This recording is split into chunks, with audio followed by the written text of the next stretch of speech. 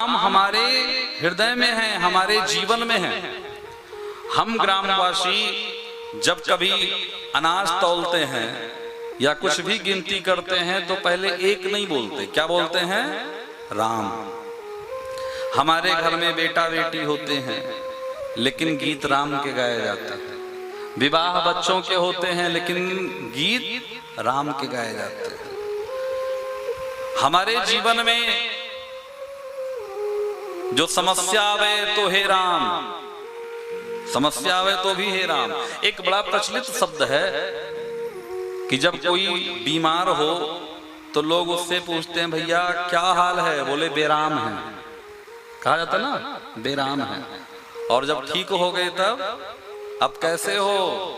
आराम है। अब आराम है। आराम की तलब है तो एक काम कर और आ मेरे राम की शरण में केवल राम राम कर।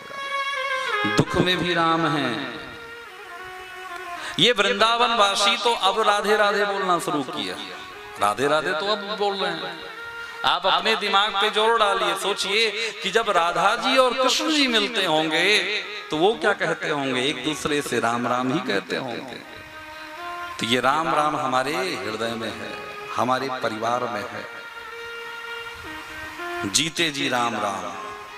और अंत में मरने के बाद भी आपने कहीं शिव नाम सत्य नहीं सुना होगा, आपने दुर्गा नाम सत्य नहीं सुना होगा। केवल एक ही चर्चा होती है, राम नाम सत्य है। लेकिन वो राम नाम सत्य कब होता है? जब हमारा पूरा जीवन निकल जाता है, तब तक नहीं पता लगता। अच्छा, जब व्यक्ति मरता है ना तो उसके ऊपर बतासा और मखाना और सिक्के छोड़े जाते हैं। छोड़े जाते हैं ना? क्यों छोड़े जाते हैं जानते हैं? पूरे जीवन छोड़ने वाले समझे या ना समझे, लेकिन इसकी परंपरा ये है कि पूरे जीवन तू एक एक पैसे को जुटाने में लगा रहा। आज देख तू मर गया है, तेरी छाती पे रुपया फेंक रहे हैं, दम हो तो उठा के दिखा। अगर दम है तो रुपया उठा के दिखा। एक एक कौड़ी जमा करने में जीवन व्यतीत हो जाता है।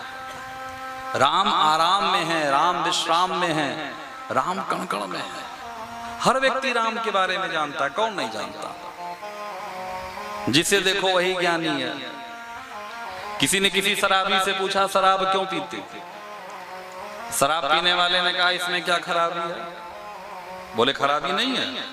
क्या खराबी भैया? आप अंगूर खाते हो? दूसरे ने कहा हाँ खाते हैं। बोले ये उसी अंगूर का तो पानी है। जिसे देखो वही ज्ञानी है। हर आदमी ज्ञान देना शुरू करता है, लेकिन ज्ञान से मतलब नहीं है उस कथा को अपने जीवन में उतारा। ये जो मानस परिवार की कथा सेवा समिति के तत्वाधान में कथा हो रही, जो इतनी मेहनत हो रही है, जो 6 महीने साल भर से हमारे श्री लाल बाबू तिवारी जी, अमित जी और मानस परिवार के सभी सदस्य जो सभी लोग लगे हुए हैं, हमारे प्रमुख जी, सब लोग जो लगे हुए हैं, वो क्यों लगे हुए हैं? क्योंकि एक का काम नहीं है। एक को करना होता अपने घर कर लेते। लेकिन हमारी दुनिया में बहुत सारे संप्रदाय हैं, कबीले हैं। धर्म तो केवल सनातन धर्म है। लेकिन अगर हम लोग देखें तो जितने भी कबीले हैं, समुदाय हैं, सब कहते हैं हमारे में आओ। हमारे को जो नहीं मानता है उसकी मुक्ति नहीं होगी, जो जब में जगह नहीं मिलेगी। लेकिन हमारा सनातन धर्म क्या कहता है? सब अपने लिए कहते हैं, लेकिन हमारा सनातन धर्म क्या कहता है? सर्वे भवन्तु सुखिनः। न ब्राह्मण, न वैश्य, न क्षत्रिय, न शूद्र, न हिंदू, न मुसलमान, न कोई जाति, न कोई संप्रदाय, न कोई धर्म, न मानने वाले न ना मानने वाले। कौन? सर्वे भवन्तु सुखिनः सर्वे सन्तु निरामयाः सर्वे भद्राणि पश्यन्तु मा कश्चित् दुःख भाग् भवेत्। पूरी दुनिया में जितने भी हैं प्राणी मात्र सब सुखी हैं। हम लोग अंत में जयकारा भी लगाते हैं, विश्व का कल्याण, पूरे विश्व का कल्याण हो। हम अपने घर भोजन करें, आप अपने घर भोजन करें, ये प्रवृत्ति है। ये आज दोपहर में हमारे प्रधान जी के यहाँ प्रसाद था और हम सभी लोग बैठे थे, प्रमुख जी भी बैठे थे। कई विषयों पे चर्चा हुई भैया प्रवीण जी से। उसी चर्चा में एक चर्चा चली कि आज का मानव इतना दुखी क्यों है, आज के व्यक्ति के दुख का कारण क्या है। आज के 70-80 साल पहले कैंसर जैसे रोग नहीं होते थे, ब्लड प्रेशर और शुगर को राज रोग कहा जाता था। आज के समय में तो ऐसे ऐसे रोग आ रहे हैं जिनका हम लोगों ने नाम भी नहीं सुना था। अभी तो एक रोग प्लेटलेट घट रहा है, डेंगू हो जाता है। जो लोग नहीं बोल पाते वो कहते हैं प्लेट बहुत तेजी से घट रहा है। एक व्यक्ति बोले महाराज जी प्लेट बहुत कम हो गया। तुमने कहा खरीद लाइए बाजार से। बोले अरे नहीं नहीं हमारे अंदर प्लेट। तो हम कहे इसमें भी प्लेट होता है। बोले अरे वो कुछ अंग्रेजी में कहते हैं। इतने इतने रोग हो गए, थायराइड हो गया, प्लेट हो गया, पूरे मतलब प्लेटनेस, क्या क्या समस्याएं। इतनी समस्याएं हमारे जीवन में क्यों है? क्योंकि आज के समय में किसी से भी आप चर्चा करिए, हर व्यक्ति कहेगा कि हम टेंशन में हैं। किसमें है? टेंशन। गर्मी का मौसम आ रहा है, एक सन जब ऊपर से आते हैं तो कितना प्रचंड गर्मी होता है। अब आप टेंशन को लेकर के बैठेंगे तो क्या दिक्कत होगी, कितनी समस्या होगी। तो टेंशन में क्यों है, समस्या क्यों है, और उस समस्या का निजात कहाँ मिलेगा? टेंशन में क्यों है? चर्चा यही हो रही थी कि पहले के जो व्यक्ति थे वो सर्वधर्म संभाव वाले थे कि हमारे पूरे गांव का कल्याण हो, हमारे पूरे क्षेत्र का कल्याण हो। पहले व्यक्ति गांव का कल्याण, क्षेत्र का कल्याण, समाज के कल्याण में अगर अपनी जमीन जा रही हो वो भी दे देते थे कि चलो तालाब होना है, कुआं होना है, बगीचा लगना है तो हम अपनी संपत्ति भी दे देते थे।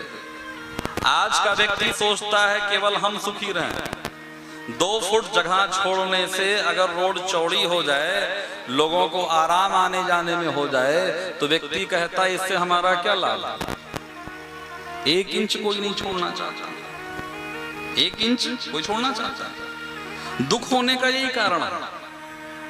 विज्ञान ने आज के समय में बड़ी तरक्की कर ली है और हम लोग इस बात से बहुत सशंकित रहते हैं, डरते हैं कि कहीं हमारा सामान न खराब हो जाए, सामान न दूध न खराब हो जाए, सब्जी न खराब हो जाए, रात का भोजन न खराब हो जाए।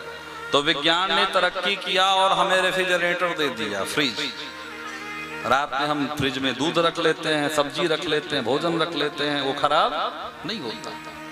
लेकिन आप लोग बताइए क्या विज्ञान ने ऐसा कुछ बनाया कि मानव न खराब हो, जिसमें हमें आपको डाल दीजिए और दूसरे दिन निकले बिल्कुल ठीक ठाक। प्रत्येक घर में मानव का जन्म होता है, लेकिन मानवता का जन्म किसी किसी के घर में होता है। मानवता का जन्म किसी किसी के यहाँ होता है।